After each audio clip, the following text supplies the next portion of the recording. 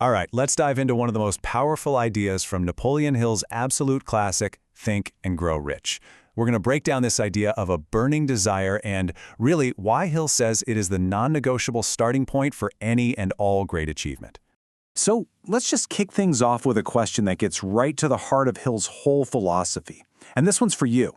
Are you just kind of wishing for success, or are you actually ready to demand it? Because according to Hill, the answer to that question makes all the difference in the world.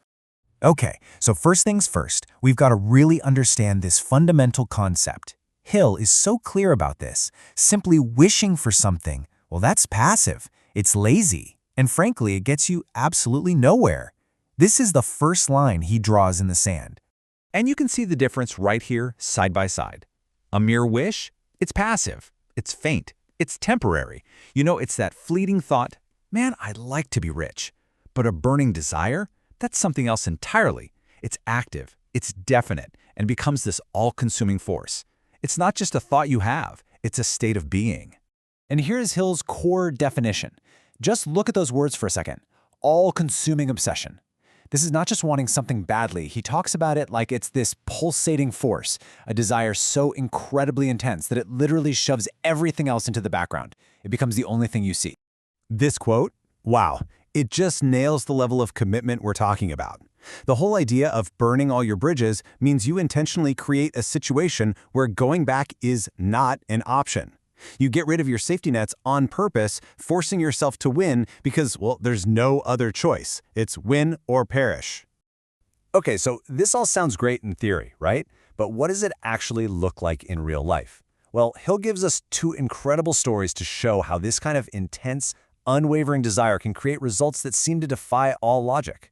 So, let's start with a guy named Edwin C. Barnes. Now, this man had one single crystal-clear goal.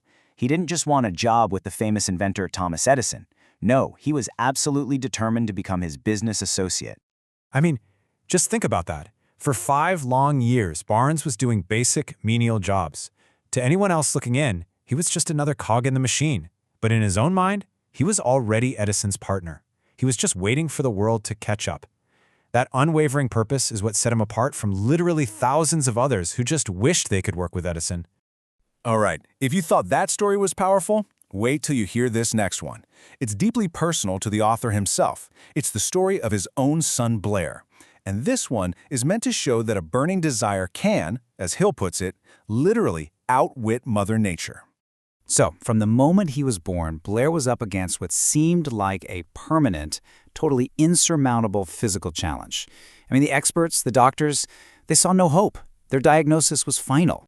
But, and this is the absolute key, his father refused. He just refused to accept that reality. He made a conscious, powerful decision to plant his own burning desire into his son's mind. He was basically declaring war on the expert opinions and on nature itself. And the result was just astonishing. After years and years of persistence, Blair didn't just learn to hear.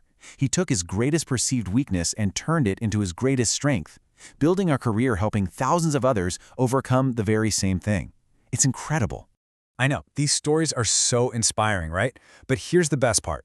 Hill doesn't just leave you with inspiration. He gives us a precise, practical, step-by-step method so you can apply this exact same principle in your own life. He gives us this exact 6-step process for what he calls transmuting desire into gold. And get this is a formula that was supposedly reviewed and approved by Thomas Edison himself. It's designed to take an idea, something intangible, and turn it into cold, hard cash. Now, every single one of these steps has a purpose. Fixing an exact amount gives your brain a clear target. More money is way too vague. Determining what you'll give in return reminds you that this isn't magic, it's a transaction. Setting a definite date creates urgency. And having a definite plan and starting immediately, that gets you out of dreamland and into action. The last 2 steps, writing it down and reading it aloud, are all about programming your subconscious mind through relentless repetition. And here it is. This is the secret sauce to the whole thing. It's not about just reading words off a page like a robot.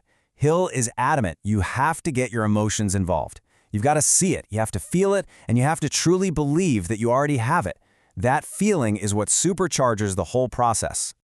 So, The big question is, how do you actually adopt this powerful way of thinking when the world is constantly telling you to just be realistic? Well, Hill says we need to become something he calls practical dreamers.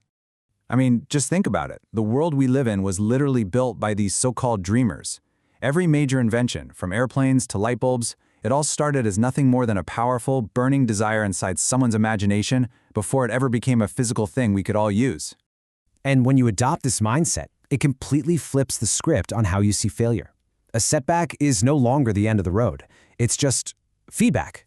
It becomes a necessary part of the journey, a lesson that actually holds the key to your eventual success. So really, it all boils down to this one powerful idea. According to Hill's philosophy, the only things holding you back are the limits you yourself accept in your own mind. As he says, both poverty and riches are the offspring of thought. So, I'll leave you with this final thought from the book. Hill believed that life will give you whatever price you ask of it. If you ask for pennies, you'll get pennies. But if you demand abundance with a white-hot burning desire, that is what you will get.